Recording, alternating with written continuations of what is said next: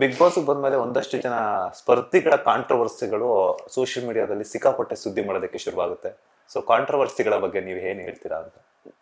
ಅದು ಯಾವ್ದು ಸ್ಪೆಸಿಫಿಕ್ ಕಾಂಟ್ರವರ್ಸಿನ ಅಥವಾ ಸ್ಪೆಸಿಫಿಕ್ ಅಂತ ಲೈಕ್ ಎಕ್ಸಾಂಪಲ್ ನಾನು ನಿಮ್ಗೆ ಕೊಡ್ತೀನಿ. ಮೋಕ್ಷಿತ್ ಅವ್ರದ್ದಾಗಿರ್ಬೋದು, ಕಳೆದ ಸೀಸನ್ ಅಲ್ಲಿ ವರ್ತೂರ್ ಸಂತೋಷ್ ಅವ್ರದ್ದಾಗಿರ್ಬೋದು, ಚೈತ್ರ ಅವ್ರದ್ದಾಗಿರ್ಬೋದು. ಸೊ ಈ ತರ ಒಂದಷ್ಟು ಜನ ಕಾಂಟ್ರವರ್ಸಿಗಳು ಯಾರ್ಯಾರು ಬಂದಿರ್ತಾರೋ ಅವ್ರ ಬಗ್ಗೆ ಆಗಿರ್ಬೋದು, ಅಥವಾ ಅವರ ಒಂದಷ್ಟು ಪ್ರಕರಣಗಳ ಬಗ್ಗೆ ಸುದ್ದಿ ಆಗೋದಕ್ಕೆ ಶುರುವಾಗುತ್ತೆ. ಅದ್ರ ಬಗ್ಗೆ basically big boss is a platform where ನಮ್ಮನ್ನ ಬಹಳಷ್ಟು ಜನರಿಗೆ ರೀಚ್ ಮಾಡಿಸುವಂಥ ಪ್ಲಾಟ್ಫಾರ್ಮ್.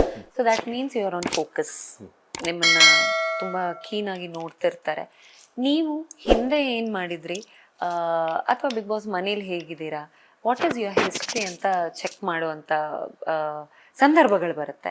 ನಿಮ್ಮ ಬಗ್ಗೆ ಇವಾಗ ನೀವು ಇಷ್ಟ ಆದ್ರಿ, ನೀವು ಕಂಟೆಸ್ಟೆಂಟ್ ನೀವೇನೇನು ಮಾಡಿದ್ದೀರಾ ಅಂತ ನೋಡಿದಾಗ ನೀವು ಒಂದಷ್ಟು ಸರಿ ಮಾಡಿರ್ತೀರ, ಒಂದಷ್ಟು ತಪ್ಪುಗಳು ಮಾಡಿರ್ತೀರ. ಕೆಲವೊಬ್ಬರು ಒಂದಷ್ಟು ಸರಿಗಳನ್ನು ಬೆಳಕಿಗೆ ತರ್ತಾರೆ, ಕೆಲವೊಬ್ರು ತಪ್ಪುಗಳನ್ನು ಬೆಳಕಿಗೆ ತರ್ತಾರೆ. ಮನುಷ್ಯನ ಮೇಲೆ ತಪ್ಪುಗಳಾಗಿರುತ್ತೆ, ಅವ್ರವ್ರದ್ದೇ ಹಿಸ್ಟ್ರಿ ಅನ್ನೋದಂತೂ ಇದ್ದೇ ಇರುತ್ತೆ. ಸೊ ತಪ್ಪುಗಳು ಕಾಂಟ್ರವರ್ಸಿ ಆಗಿ ಕಾಣಿಸ್ಕೊಳ್ಳುತ್ತೆ. ಸೊ ಅದ್ರ ಬಗ್ಗೆ ಅದೇನು ಮಾಡೋದಕ್ಕಾಗಲ್ಲ, ಅವ್ರದ್ದೇ ಆಗಿರುತ್ತೆ ಹಿಸ್ಟ್ರಿ. ಅದು ಮನೆಗೆ ಬರ್ತಾ ಎಲ್ಲರೂ ಐ ಥಿಂಕ್ ತುಂಬ ಮೆಂಟಲಿ ಪ್ರಿಪೇರ್ ಆಗಿರ್ತಾರೆ. ನಾನು ಬರ್ತಿದ್ದೀನಿ ಅನ್ನೋದಾದ್ರೆ ಪ್ಲಸ್ ಮೈನಸ್ ಎರಡೂ ಇರುತ್ತೆ ಅನ್ನೋ ವಿಚಾರ. ಸೊ ಎಷ್ಟು ಒಳ್ಳೇದಾಗಿರುತ್ತೋ ಸಣ್ಣ ಪುಟ್ಟ ಕಾಂಟ್ರವರ್ಸಿಗಳೂ ಇರುತ್ತೆ. ಈ ಮೋಕ್ಷಿತ್ ಅವ್ರ ಜೊತೆ ತುಂಬಾ ಕ್ಲೋಸ್ ಆಗಿದ್ರಿ ಮನೆಯಲ್ಲಿ. ಸೊ ಈ ಮೋಕ್ಷಿತ್ ಅವ್ರದ್ದು ಈ ತರ ಮಕ್ಕಳ ಕಳ್ಳಿ ಅಂತ ಹೇಳ್ಬಿಟ್ಟು ಯಾವಾಗಲೂ ಹಿಂದೆ ಒಂದು ಸುದ್ದಿ ಆಗಿತ್ತು. ಅದೇ ಸುದ್ದಿ ಈಗ ಹೊಸ ರೂಪವನ್ನ ಪಡ್ಕೊಳ್ತು. ಸೊ ಬಂದ ಮೇಲೆ ನೀವು ನೋಡಿರ್ತೀರ ಸೋಷಿಯಲ್ ಮೀಡಿಯಾದೆಲ್ಲ ಸ್ವೈಪ್ ಮಾಡ್ಬೇಕಾದ್ರೆ, ಈ ತರ ಗೊತ್ತಾದಾಗ ಏನ್ ಅನ್ನಿಸ್ತು ಅಂತ? ಶಾಕ್ ಆಯ್ತು ನಂಗೆ. ಆ ವಿಡಿಯೋ ಕ್ಲಿಕ್ ಮಾಡಿ ನಾನು ನಿಜವಾಗ್ಲೂ ಇನ್ನ ನೋಡಿಲ್ಲ ಏನ್ ಆಕ್ಚುಯಲ್ ಕಂಟೆಂಟ್ ಏನಿದೆ ಅಂತ. ಮನೆಯವ್ರು ಹೇಳ್ದಂಗೆ ನಂಗೆ ನಿಜವಾಗ್ಲೂ ಶಾಕ್ ಆಯ್ತು. ಹಾ ಅಂತ ಹೆಸರೇ ಬೇರೆ ಇತ್ತು. ಯಪ್ಪ ನಂಗೆ ಹೆಸರೇ ಗೊತ್ತಿರ್ಲಿಲ್ವಾ, 111 ದಿನ ಜೊತೆಲಿದ್ದೆ ನಾನು, ಹೆಸರು ಗೊತ್ತಿರ್ಲಿಲ್ವಾ ಅಂತ. ಎಗೇನ್ ಆಸ್ ಐ ಸೆಡ್, ಪ್ರತಿಯೊಬ್ಬರದ್ದು ಅವರದ್ದೇ ಹಿಸ್ಟ್ರಿ ಇದೆ, ತಪ್ಪುಗಳಾಗಿರುತ್ತೆ.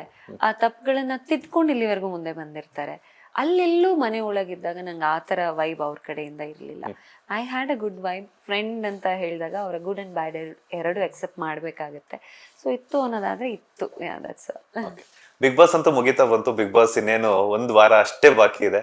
ಸೊ ಬಿಗ್ ಬಾಸ್ ಮುಗಿದ್ಮೇಲೆ ಯಾರ್ಯಾರ ಜೊತೆ ಫ್ರೆಂಡ್ಶಿಪ್ ನ ಕಂಟಿನ್ಯೂ ಮಾಡಕ್ಕೆ ಇಷ್ಟಪಡ್ತಾರೆ? ಎಲ್ಲರೂ. ನಥಿಂಗ್. ನಂಗೆ ಯಾರ ಮೇಲೂ ಸಿಟ್ಟಿಲ್ಲ, ನಂಗೆ ಯಾರ ಮೇಲೂ ಅಂದ್ರೆ ದ್ವೇಷ ಇನ್ನೊಂದು ಮತ್ತೊಂದಿಲ್ಲ. ಯಾರೆಲ್ಲ ಅಲ್ಲೇನೋ ಹೇಳಿರ್ತಾರೋ ಅಥವಾ ಅಲ್ಲೆಲ್ಲ ನಾಮಿನೇಟೋ ಕಳಪೇನೋ ಇನ್ನೇನೋ ಮತ್ತೊಂದು ಏನಾದರೂ ಹೇಳಿದಿದ್ರೆ ಅದು ಆಟದ ವಿಚಾರ ಆಗಿರುತ್ತೆ ಹೊರತು ಮನಸ್ಸಿಂದ ಯಾರೋ ತುಂಬಾ ಕೆಟ್ಟವರು ಅಂತ ನನಗೆ ಅನ್ಸಿದ್ದೇ ಇಲ್ಲ. ನಂಗೆ ನಿಜವಾಗ್ಲೂ ಅನ್ಸಿಲ್ಲ. ಅವ್ರು ಹೊರಗೆ ಬಂದ್ಮೇಲೆ ಮೇ ಬಿ ಅವ್ರು ಇರುವಂಥ ರೀತಿ ಎಲ್ಲವೂ ಬೇರೆನೇ ಆಗಿರುತ್ತೆ. ಅವರು ಪ್ರತಿಯೊಂದು ಮರ್ತಿರ್ತಾರೆ. ನಾನು ಅಲ್ಲಿ ಒಳಗಿದ್ದಾಗ ಕೂಗಾಡಿದ್ದಿದೆ ಇದೆ, ಯಾರಿಗೂ ಏನೋ ಬೈದಿದ್ದಿದೆ, ನಾಮಿನೇಟ್ ಮಾಡಿದ್ದಿದೆ, ಕಳಪೆ ಕೊಟ್ಟಿದ್ದಿದೆ. ಅವ್ರು ಯಾರು ನನ್ನ ಪ್ರಕಾರ ಅವರು ಮನಸ್ಸಲ್ಲಿ ಇಟ್ಕೊಂಡಿರೋದಿಲ್ಲ.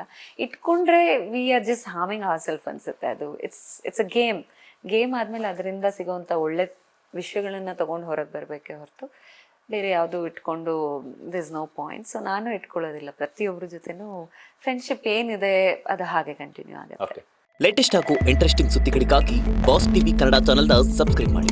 ಹಾಗೆಯೇ ಬೆಲ್ ಐಕಾನ್ ಪ್ರೆಸ್ ಮಾಡಿ. ಇದರ ಜೊತೆಗೆ ಫೇಸ್ಬುಕ್, ಇನ್ಸ್ಟಾಗ್ರಾಮ್, ಎಕ್ಸ್ನಲ್ಲೂ ಮಿಸ್ ಮಾಡದೆ ಫಾಲೋ ಮಾಡಿ.